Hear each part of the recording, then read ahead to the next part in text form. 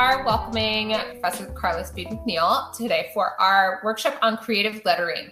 I'm your moderator, Kirsten Pointer, Webtoon's University Program Specialist. Lettering is a core skill for Webtoon. Your use of lettering can impact your episode pacing, clarity, and readability. During this workshop, award-winning comics professor Carla Speed McNeil will share their tips on how you can use creative lettering to support your Webtoon series. Professor McNeil has won and been nominated for several comics industry awards, including Eisner and Ignatz Awards. They have worked on series with Dark Horse Comics, IDW Publishing, Image Comics, Simon & Schuster, Dynamite, and DC Vertigo. As a professor, Carla leads comics classes that amplify creator voices. They've joined us today to share their insights on creative lettering. Please join me in welcoming them to the stage. Hi, everybody. I hope everything's been going well today and you've learned all kinds of good stuff. What I will get into with this workshop is practical on one side, how to just make your getting started lettering look good, look legible. And then I'll get into how, once you know some rules, you can break some rules, right? But you got to start with knowing what it takes to make things look clear. So on the left, you see the cover of one of my books, just so you have some idea what my work looks like when I'm trying.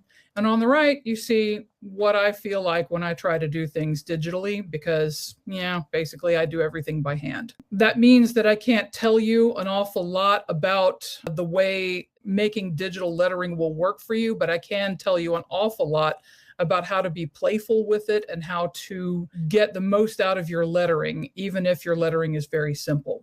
So basically, we all understand a lot of things about the way words work because we've been trained to read them since we were very small, whatever kind of words we have learned. Comics add a few things to the whole process that you're used to, but maybe haven't thought about an awful lot. The simple process of deciding where a word balloon goes is a big piece of this puzzle. This complicated drawing at the base of this slide illustrates to a certain degree how far we've come in representing spoken word with letters that are written down. For a long time, there were no spaces between words. There was no difference between a capital letter and a lowercase letter. There was even a time for quite a while in the West in which words were written from left to right, and then the words would reverse order from right to left and go back again and back again and back again and back again. It was called plowing the field. And it was hard even for people in the ancient world to understand. And so the process, teaching the eye to scan from left to right, then zip backwards and left to right again, and so on and so on. Of course, this applies to the Western world, but it's the same thing, just going from the top right down and so on with other alphabets.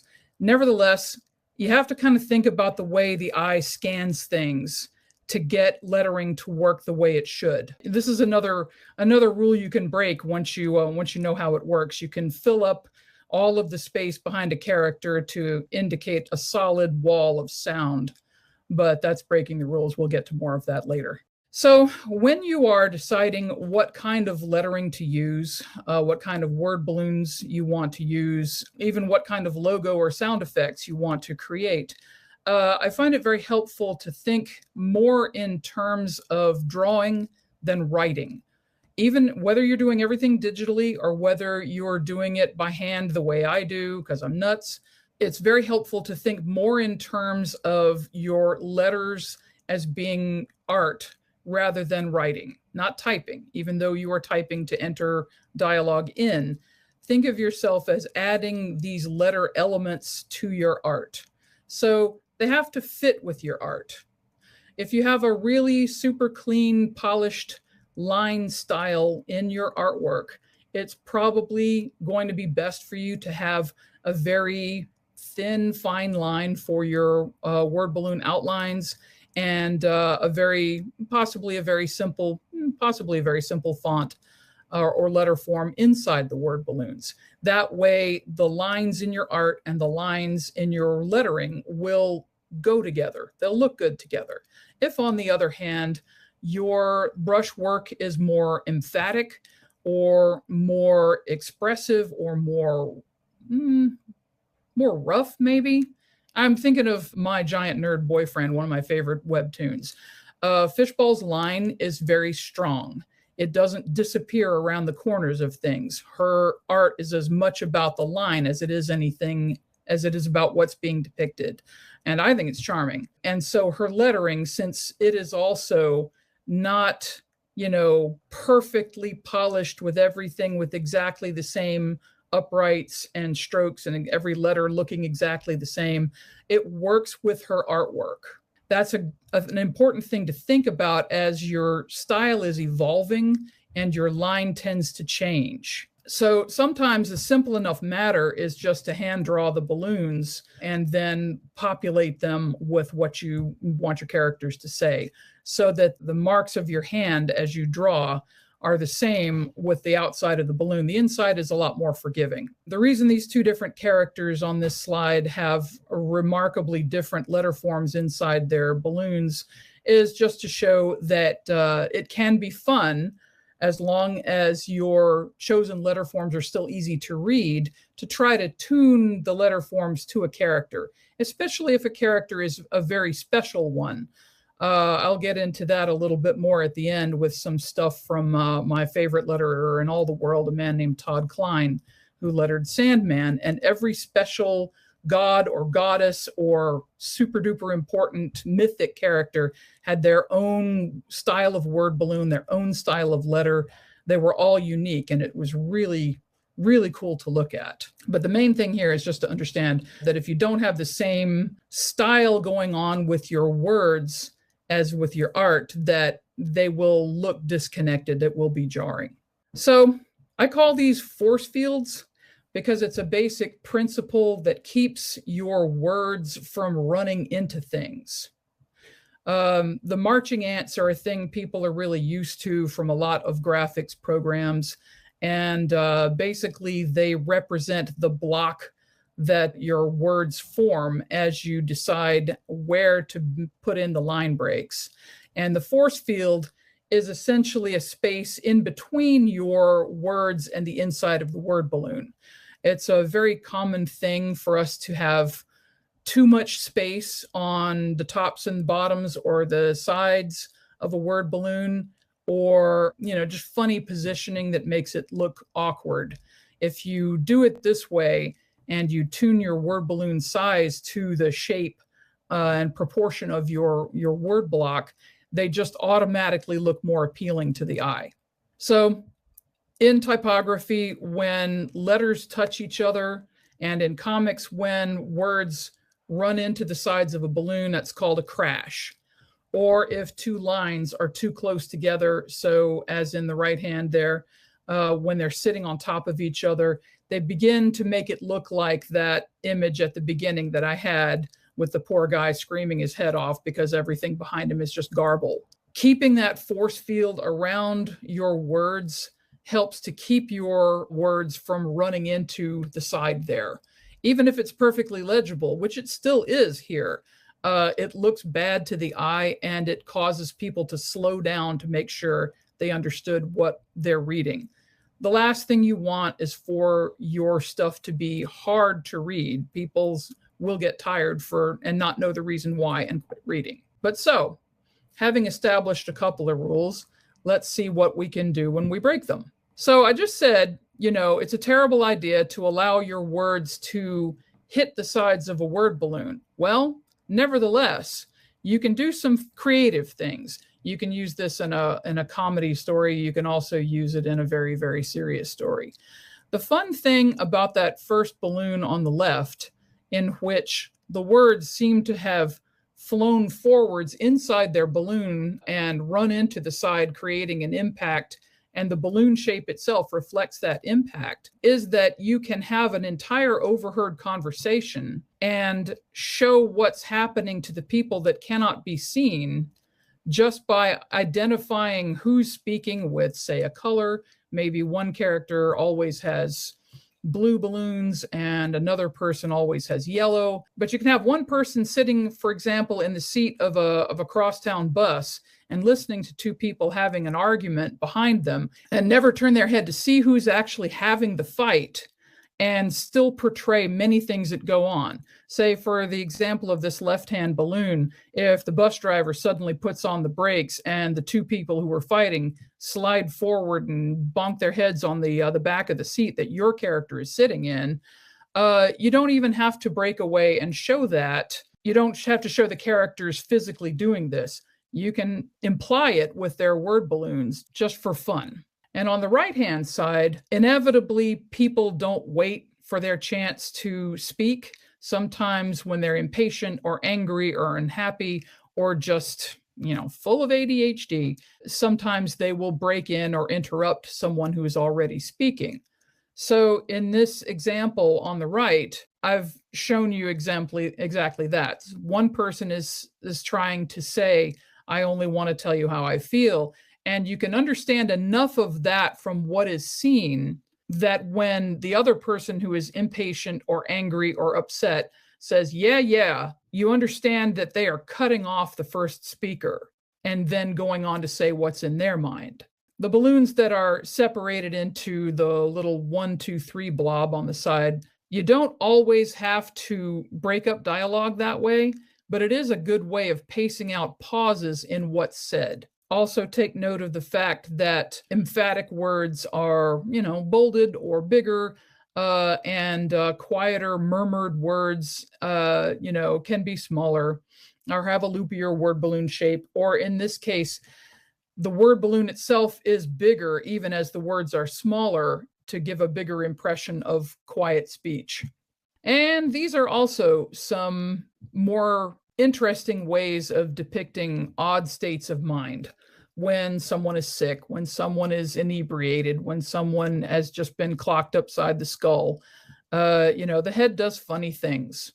And you can layer word balloons in these semi-obscured ways with baselines going every which way to give the impression of unusual mental states. The person on the left is trying to say something, but they keep forgetting what they're saying and they're not quite perceiving what's coming out of their mouth. Note that none of the words inside the word balloons they're still well away from the inside of the balloon, even though their baselines are not straight, even though the words are not collected in nice, neat groups, even though they're surrounded by pops and bubbles, just to suggest this terrible frame of mind that this poor person is in. The person in the center is zoning out, which I hope none of you are doing. But when you're not following something that's being said for whatever reason, just putting in the words that the other person is saying that the listener is zoning out on, just making a big white blob in the middle is a pretty interesting way, if I do say so myself, to suggest that the other person is not really following what is being said. And the third one is just sometimes when you're sick or feverish or whatever, you haven't got the world's greatest volume control, and this person is just not on the beam.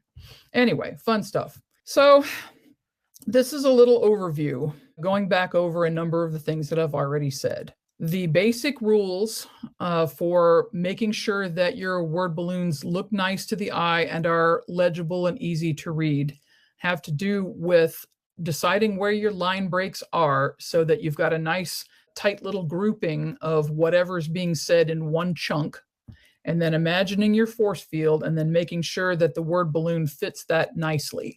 So on the left-hand side, we've got a nice, neat balloon that is pleasing to the eye. And it doesn't necessarily have to be a tall one or a wide one or even an oval one. You can do anything you want as far as all of that is concerned, because as long as your baseline is good and your force field is good and your letters are a letter set that are easy to read, reasonably easy to read, you should be good. On the other side, here's our mess. And messes mostly happen when your lines are not spaced apart from each other properly. One line is too wide, one line is too far away from the bottom line, or one is too close.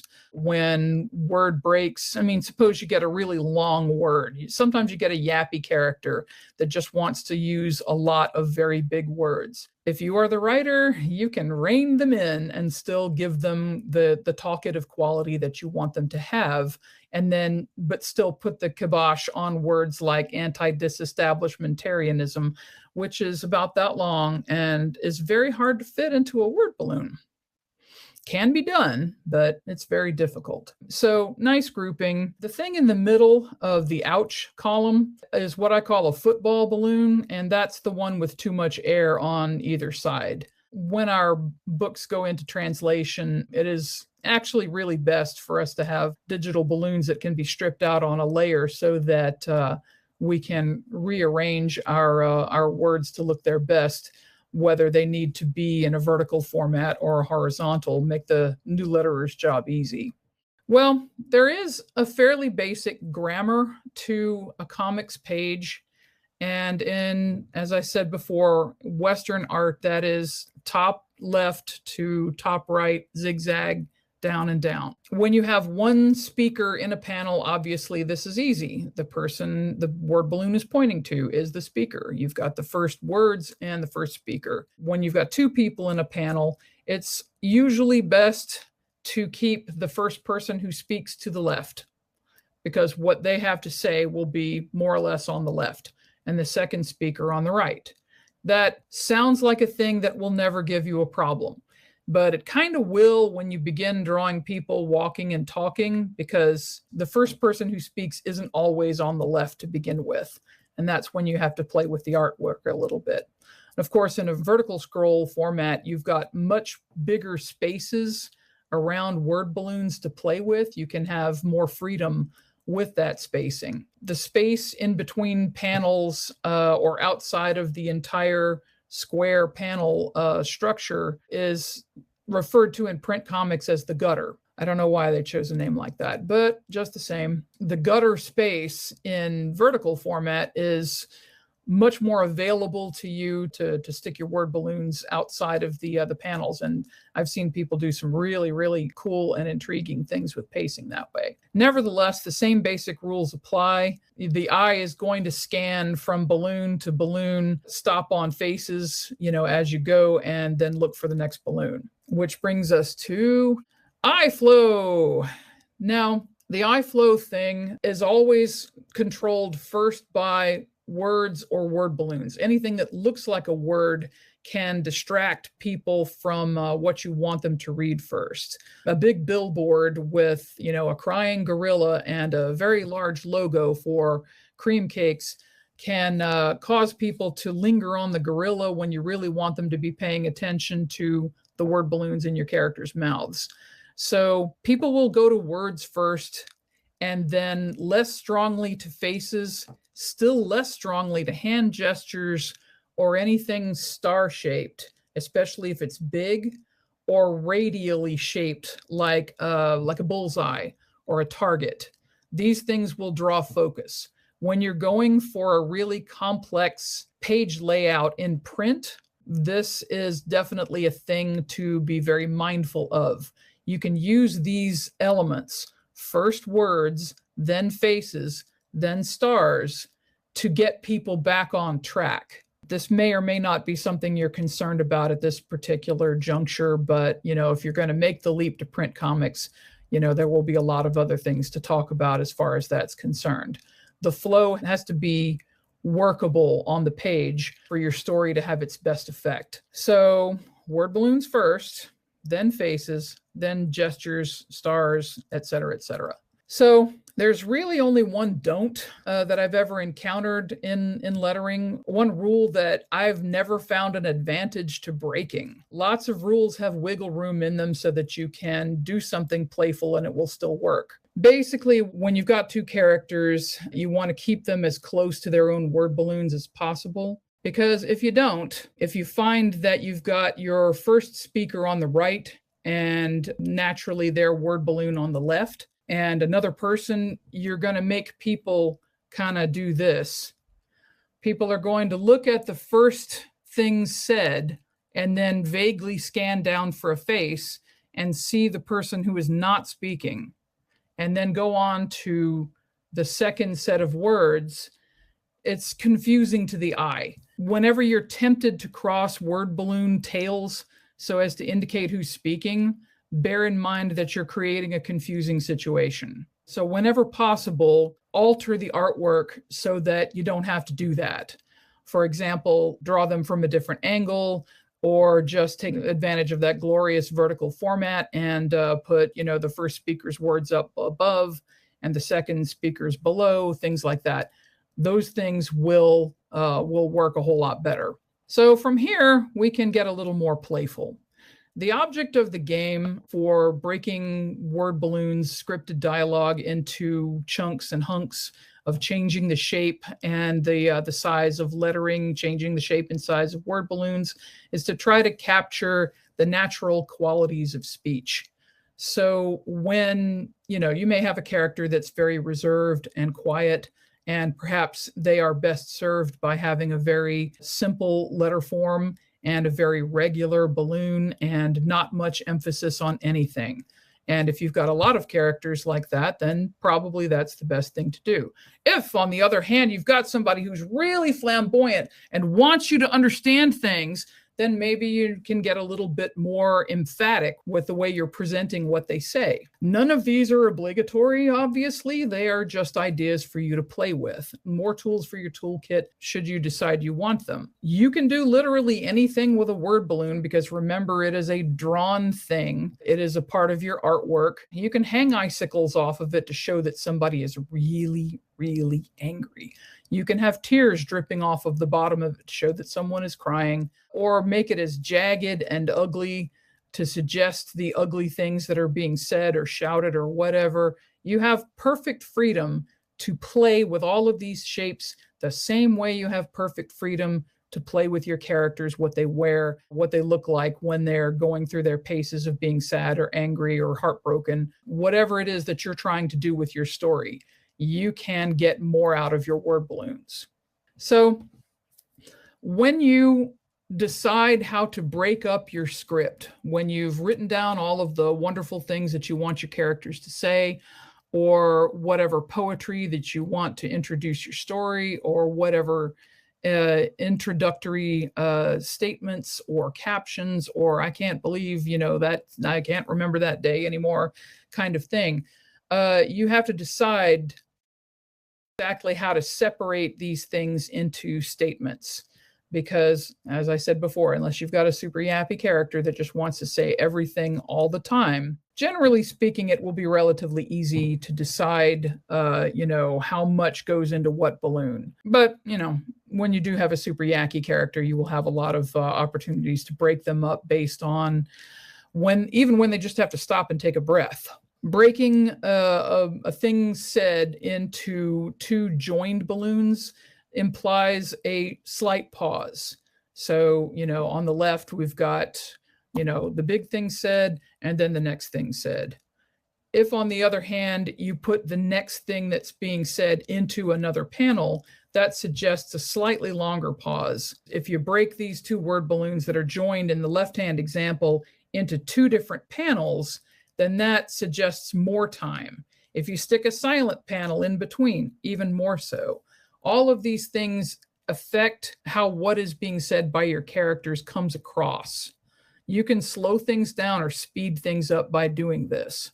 So this is more of the same. We all know about bold. We all know that that capital letters mean yelling anyway, but you have a great deal more freedom with your yelling or your emphasis or your minuscule words. You certainly have the freedom to choose a majuscule font, which means you're going to have uppercase and lowercase letters. But as you are writing your dialogue and you read it out loud to make sure it sounds natural, try to, make marks on your script as to where there's a break, where there's an emphasis, where there's a place to cut off, and where there is a thing that you might be best served by changing the tone. If you want to do some crazy thing like these, then you can. I love overlapping balloons. They are so much fun because people do talk over each other all the time, especially in a noisy scene like a bar or a fight or a party or, even just a crowded room. So here we have a little exercisey thing. An interjection is a non-word really that we all use all the time to express certain things about the way we feel before we get into the meat of a sentence. An interjection is, an emphatic word, hey, or, oops, or darn, or whatever word that is a word, but isn't necessarily a part of what's going on in the sentence. It just tells you what the emphasis of the sentence is going to be, dang, fill in the blank. There's millions of them, alas. And in this one, I've just chosen oh. How many different ways can you render that same word, adding, stretching it out a little bit, making it shorter, changing the style of the word balloon, changing the size of the words. This is just me rattling things off. How many different ways can I use this? How many different things can I imply? Ordinary conversation. Oh, tell me more. Oh, that's hot. Ooh, just realized. Oh, mad. Ooh, half yawn. Oh, eureka moment. Oh. One kid's in trouble. Ooh. I'm not going to do the singing one because I don't remember what tune it was, but it's still kind of cool to look at. Sexy times. Y'all can do that one on your own. Bad news. Oh. Cut off. Oh, don't go there. Oh, sarcasm. Oh, and so on and so on and so on. You can literally do anything if you just manipulate the letters and listen to how it sounds to your ear and try to use your letters the same way you would use facial expressions. That's essentially where this goes. And the iconography that you develop on your own will be, just as effective as anything anybody else has come up with, and it will be your own. As long as people can read it and get the sense of it, you're golden. So yeah, there's just a whole bunch of possible interjections that I had at the top of this handout originally. There are so many more. So basically, it's interesting sometimes to approach communication of this type by thinking in terms of the words first. It's a worthwhile exercise to go back to the idea that I suggested earlier, just having a character overhearing other people saying something super important. This can be very suspenseful, or it can be very funny, or it can be very cringy. It can be very dangerous. You can have somebody hiding and overhearing, dastardly plots of murder, or listening to two people start to get a little bit hotter and heavier than perhaps they would if they knew someone was listening, or, fill in the blank. Some very interesting scenes can be communicated just by expressive lettering and a trapped audience. But first you have to imagine the scene without showing what's going on. All you've got are the reactions of your character who's hearing and the word balloons. So you have to think of the tone of voice and the timing and what's being said, whether you draw things out or squish them together quickly, and the tone of what's being said, how much emphasis you want to use, how clearly you want your character to be able to hear them. But everybody who comes to comics from the art side, which is almost everybody, is very excited about learning to do silent sequences, and silent sequences are powerful tools. But spare a thought for an overheard conversation or overheard event, because those can be an awful lot of fun to do and really engaging for the reader if you really paint a picture of what's going on just with the words and where you place your emphasis. So this is the bottom half of that last exercise, and just some observations. Whatever you decide to do with any given letter form or style can be put to use in ways that no one else has thought of. You can really make this your own if you play with it the same way you would play with your art. All right, these two amazing things I did not draw, although I would love to claim them. These two samplers were created by Todd Klein, who is one of the best letterers in the business, at least in the US. And these are posters that he made essentially as samplers. And I know they're quite small on the screen, but you can tell how they enliven what you are seeing.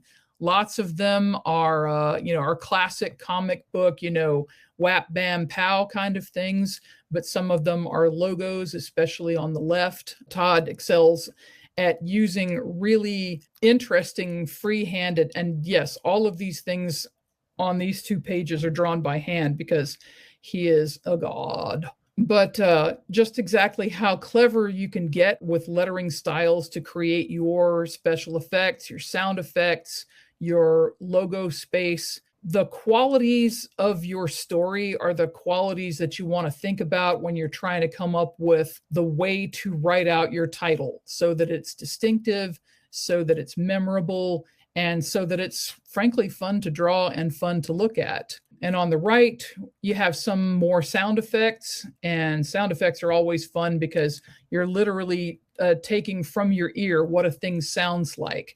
A solid, flat, bam kind of impact is very different from a almost fiery, explosive whoomph, but there's still an impact of something big landing on something else. You'd spell them differently. You'd design the letters to look differently, how big they were, how encompassing they were, all that kind of thing.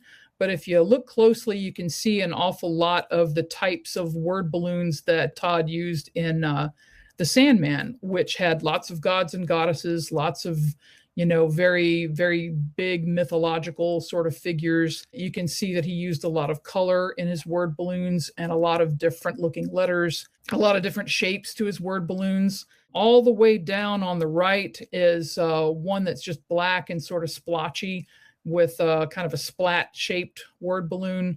That was the letter form style for the main character of the Sandman. And there's another one about a third of the way down from the top, which is all rainbow colors.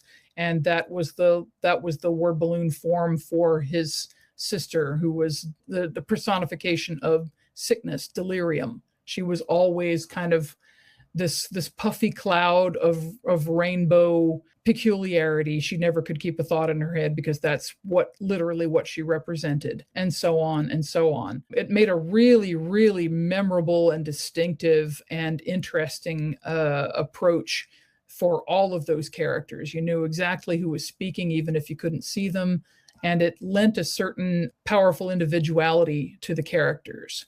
So, basically, my philosophy has always been lettering doesn't have to be drudge work that you just kind of paste on at the last minute onto your art. It can be and should be part of the art.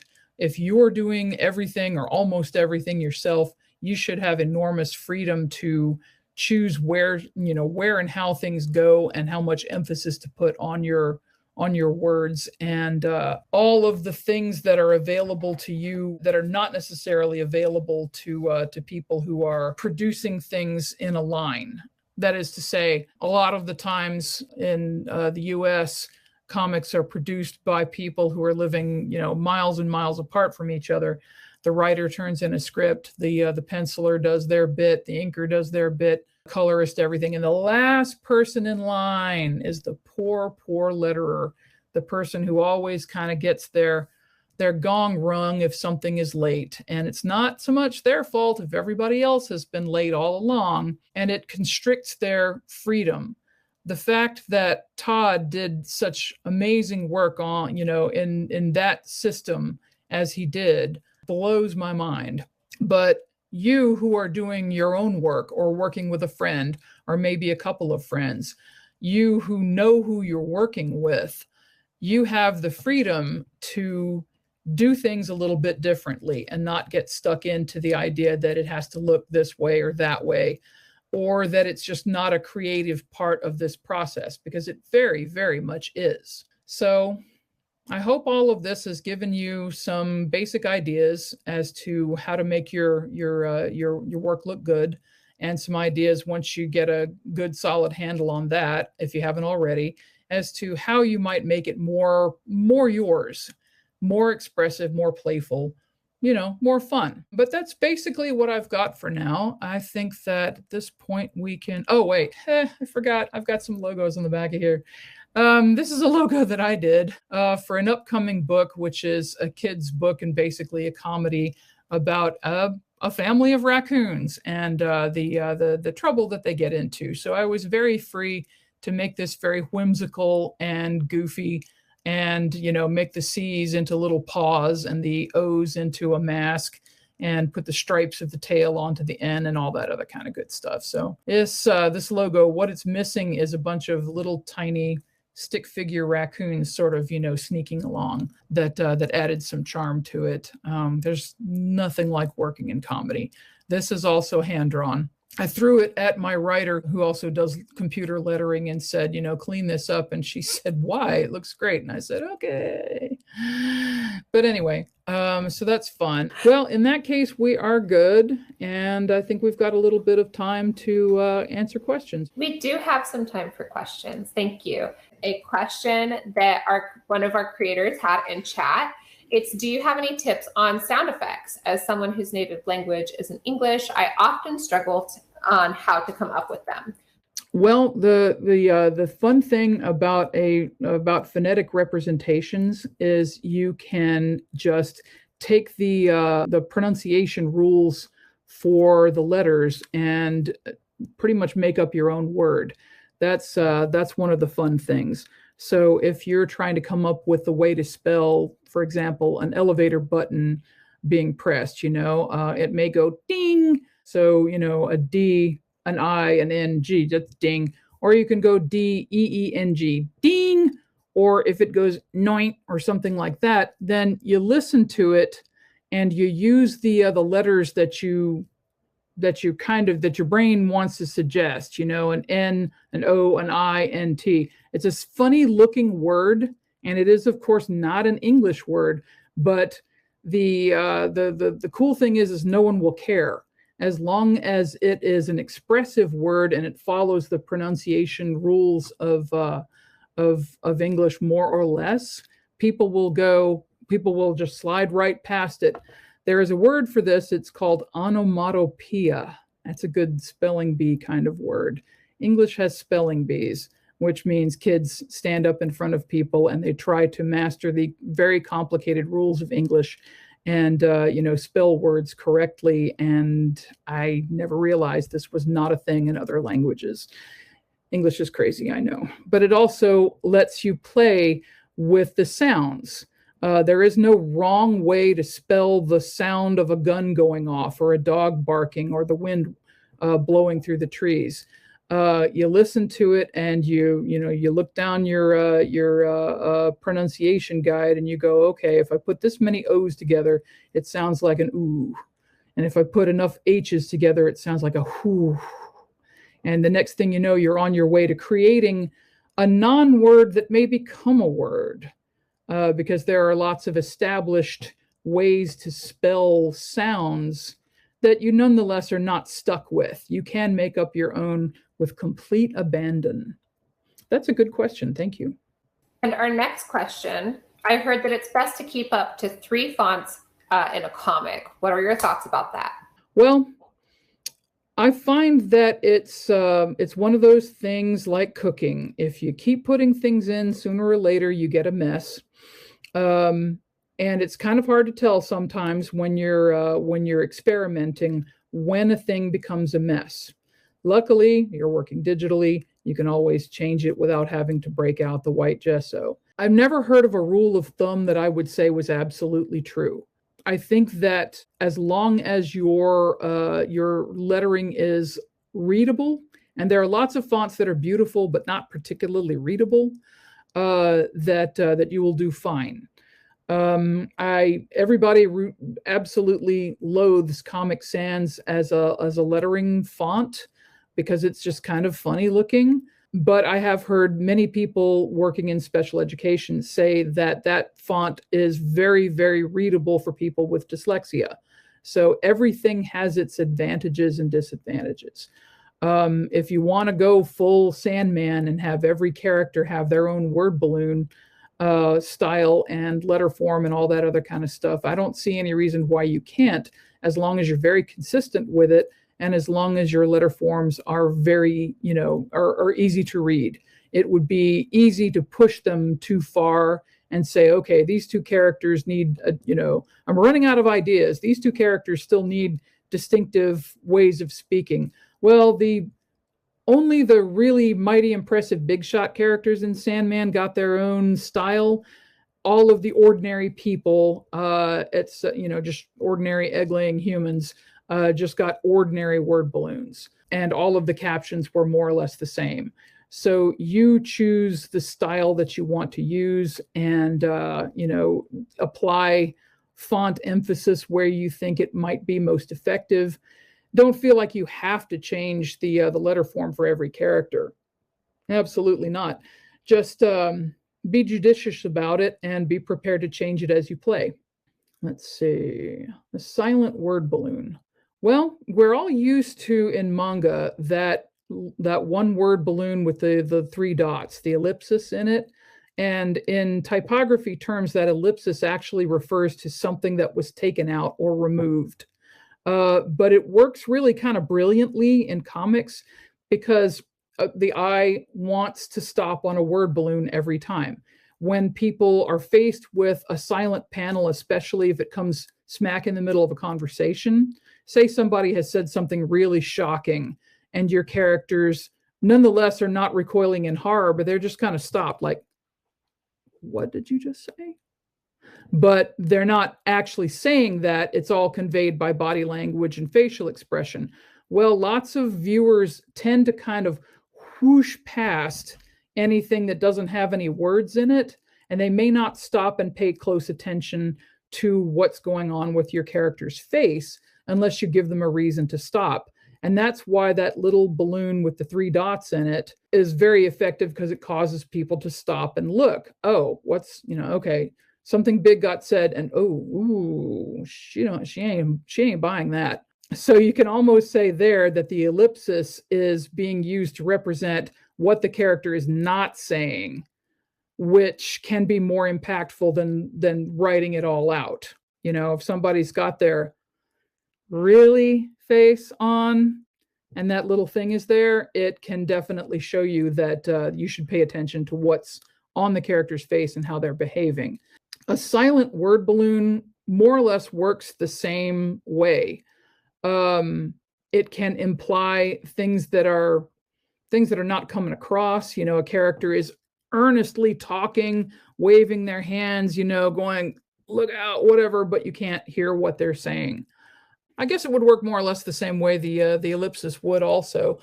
But you can also use them to imply silence in an empty room. You want to give people reasons to slow down and pay attention to your artwork. All right, next question up. Do you have any suggestions for identifying if there's too much text density in the comic? There's too much text density in the comic. Well, I have heard rules of thumb, people saying, okay, never try to cram more than 12 words into a word balloon, but I think that's unnecessarily limiting.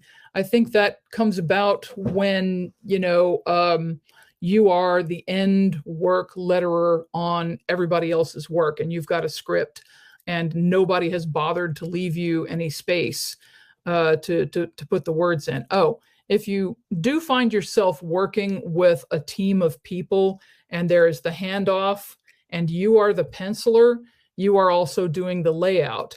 Please be kind to your poor letterer and do scratch rough lettering into your panels. You can take it out later or leave it on another layer or something like that, but make it part of your composition from the beginning, right from the beginning. That way you're thinking about it right from the beginning. And that way you don't have to go, okay, this person is supposed to recite half of a Shakespearean soliloquy here, and I put their beautiful face right in the middle of the panel and there's no room. Put your scratch lettering in first, and you know that it's always going to be part of your composition. By scratch lettering, I mean, I don't care lettering, just blah, blah, blah, blah, blah, blah, blah.